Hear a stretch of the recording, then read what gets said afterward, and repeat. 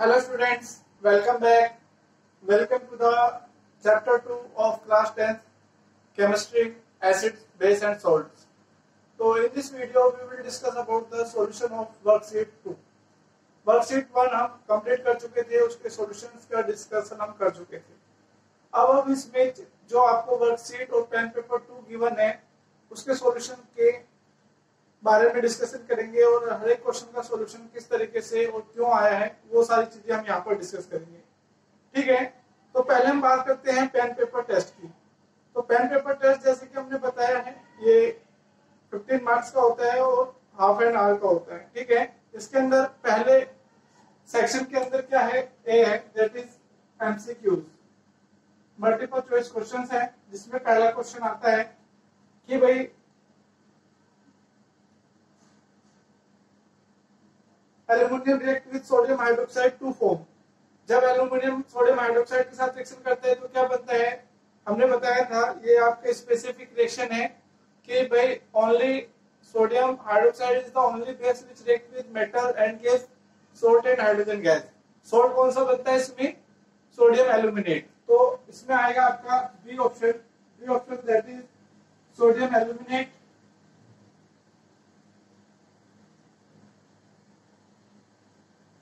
And H2। कैसे होती है ये reaction, 2Al plus 2NaOH plus 2H2, ये वाटर के अंदर डिसॉल्व करना होता है and it will give 2NaAlO2 plus 3H2, that is sodium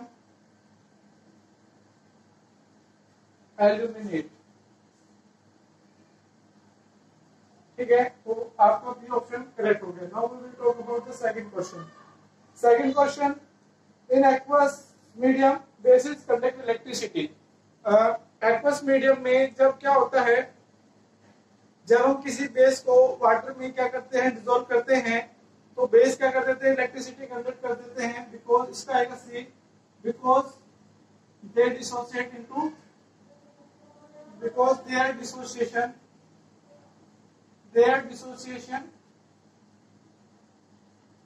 into ions।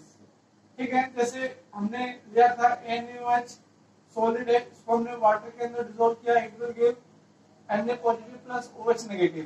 तो इन आयंस की वजह से क्या होता है, इलेक्ट्रिसिटी कंडक्ट होती है। Now we will talk about the question number 3।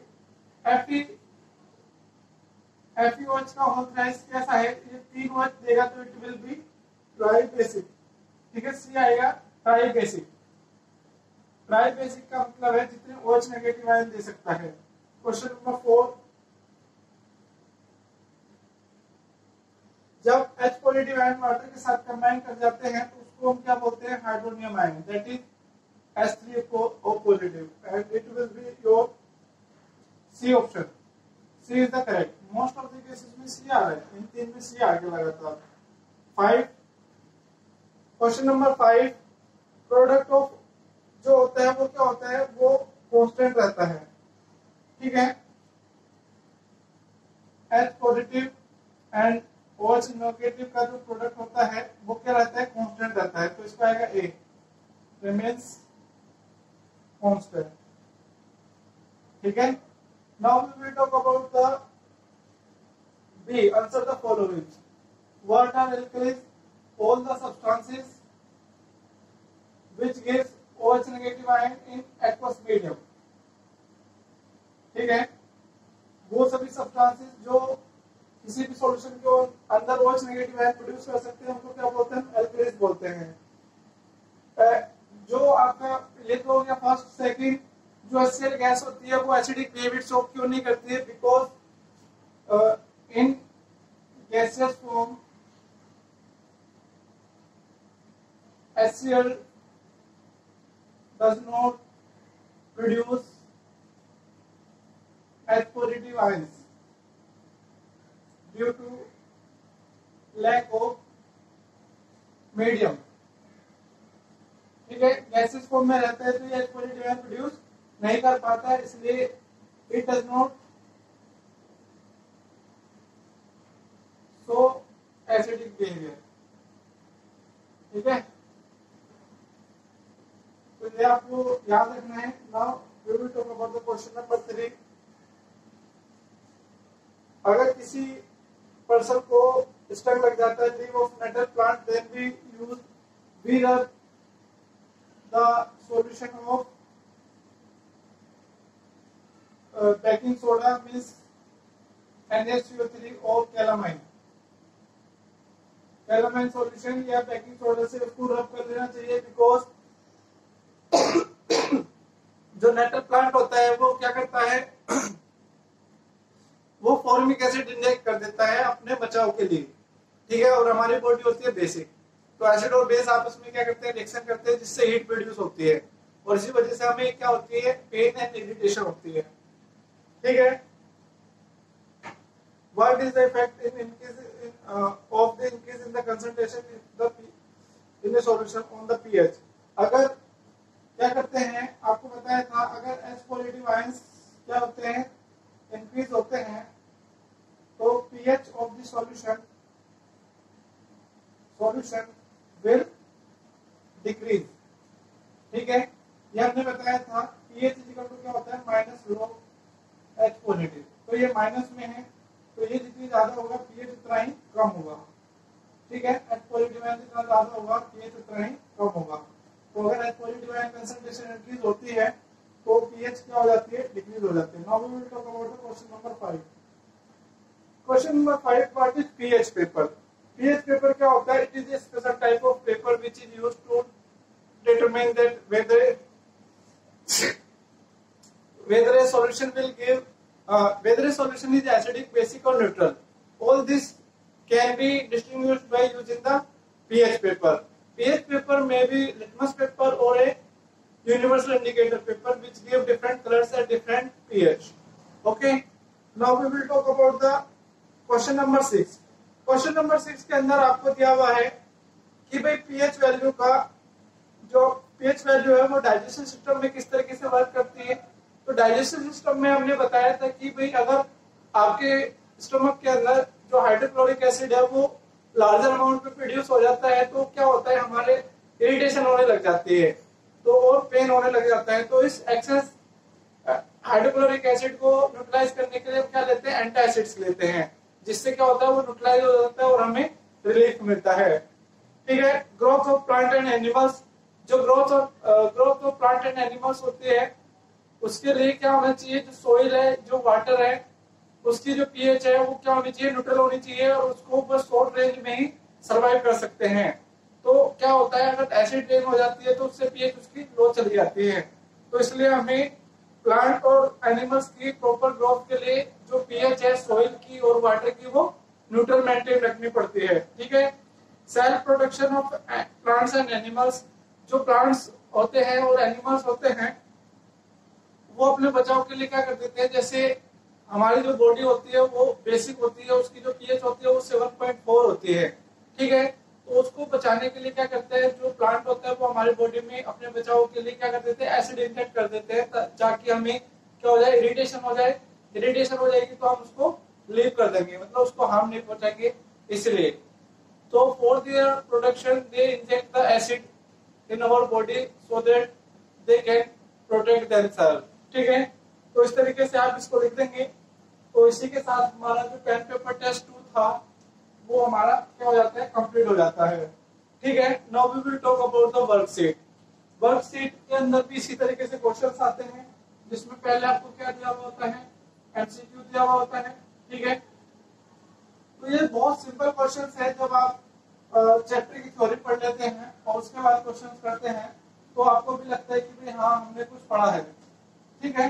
तो ये काफी सही है टेक्निक कि भाई पहले आप चैप्टर को अच्छे से पढ़ लीजिए, उसके बाद उसके क्वेश्चंस कीजिए, ठीक है। All this includes the theory, मतलब जो आपने थ्योरी पढ़ी है उसी का यूज यहाँ पर होता है, ठीक है। तो इसमें अगर आपको कोई भी सॉल्यूशन समझ में नहीं आता है तो वो आप हमें बता सकते हैं, ठीक है। वैसे मैंने यहाँ पर आपको अच्छे से डिस्कस किया है और एक्सप्लेन भी किया है कि भाई किसी भी चीज का क्या रीजन होता है, ठीक है। तो इसके बाद ये क्वेश्चन है, वर्कशीट के जो क्वेश्चन है इनको हम सॉल्व कर लेंगे। ठीक है, इसको सॉल्व करने के बाद आपको इस चैप्टर की एक और वर्कशीट मिलेगी जो आपको अच्छे तरीके से सॉल्व करनी है। अगर जितने क्वेश्चन आप करेंगे उतना ही कंसेप्ट आपको क्लियर होगा और आपके जो माइंड है वो उतना ही ज्यादा शार्प होगा, मतलब किसी भी क्वेश्चन के लिए फास्ट रिएक्शन शो करेगा। ठीक है, आपका जो माइंड होगा, क्योंकि हम यूज टू नहीं होते क्वेश्चंस के। कभी कभी क्या होता है, हम कुछ स्पेसिफिक क्वेश्चंस को ही पढ़ लेते हैं और जब वो क्वेश्चंस नहीं आते हैं तो हमारा माइंड इतना जल्दी रिएक्ट नहीं कर पाता। So you have to prepare for each kind of questions. ठीक है, now we will talk about the worksheet. तो वर्कशीट में पहले दो एमसीक्यूज हैं। ठीक है, वर्कशीट 2 के अंदर पहले हम एमसीक्यूज की बात करेंगे। ए पार्ट, इसमें पहला क्वेश्चन आता है कि water is neutral because of equal number of H positive ion. D आएगा इसका equal number of H positive and OH negative ions. ठीक है, मैंने बताया था अगर OH negative is equal to H positive then it is neutral. ठीक है, and H positive is greater than OH negative then it is acidic, and H positive is less than OH negative then it is basic। ठीक है, तो ये आपको criteria याद रखना है। देखो इसी के ऊपर क्वेश्चन आ गया और ये मैंने कराया है आपको। ठीक है, acid and base can not show the respective acidic and basic behaviour in dry state. इसका आएगा बी। इन ड्राई स्टेट में क्या होगा, in dry state because they will not get any medium to produce ions. ठीक है, medium चाहिए उनको ion produce करने के लिए। Now we will talk about the B part, fill in the blanks की बात करेंगे। Acidic and basic nature is represented in terms of H positive ion concentration. ठीक है, H पॉजिटिव आयन कंसंट्रेशन की base पे क्या होता है, हाइड्रोनियम आयन की कंसंट्रेशन के बेस पर एसिडिक और बेसिक नेचर रिप्रेजेंट की जाती है। The scale by which we can compare the strength of acid and base in terms of pH value is known as pH scale। Second का है pH scale, जिसके ऊपर क्या हम हाइड्रोजन आयन कंसंट्रेशन और एसिडिक और बेसिक बिहेवियर भी जान सकते हैं। Dissociation of any acid or base in water is highly,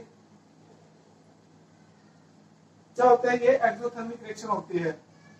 ठीक है, जब हमने बताया था कि जब हम किसी भी एसिड को डाइल्यूट करते हैं तो हम हमेशा वाटर के अंदर एसिड को ऐड करते हैं, ना कि वाटर के एसिड के अंदर वाटर, क्योंकि क्या होता है, ये हाईली एक्सोथर्मिक रिएक्शन होती है। अगर आप एसिड के अंदर वाटर ऐड कर देंगे तो ये अनकंट्रोल्ड रिएक्शन होगी और वहां पर enormous amount of heat release होगी, जिससे कुछ भी एक्सीडेंट हो सकता है। इसलिए एक्सीडेंट से बचने के लिए हम क्या कर देते हैं, हम वाटर के अंदर एसिड ऐड करते हैं। जैसे आपको लगता है कि भाई हीट ज्यादा इवॉल्व हो रही है तो आप एसिड ऐड करना बंद कर देंगे and the reaction will stop there and there will be no accident at all. ठीक है, now we will talk about the fourth, sodium hydroxide ionised into. जो सोडियम हाइड्रोक्साइड होता है वो किस किस में कन्वर्ट हो जाता है, Na positive and OH negative. ये हमने बताया था अभी पीछे। Water it will give Na positive plus OH negative, तो ये दो आयंस इसमें प्रोड्यूस होते हैं। Now we will talk about the true false. तो पहला जो pH स्केल था वो सॉल्यूशन में दिया था, इट इज करेक्ट। सी का पहले का आएगा ट्रू। ठीक है, pH स्केल सॉल्यूशन नहीं दिया था। pH value of given solution can be measured by more sensitive device called pH meter. True, pH meter से pH वैल्यू हम मेजर कर सकते हैं। ठीक है, universal indicator is mix of acid and base false because it is a mixture of various indicators. Fourth question, the shiny appearance of copper article can be regained by rubbing mild basic solution। No, false, क्योंकि जो उसके पास rusting हो जाती है वो भी base होता है और बेस को आप उसके ऊपर रब करेंगे तो बेस आपस में रिएक्शन नहीं करते हैं।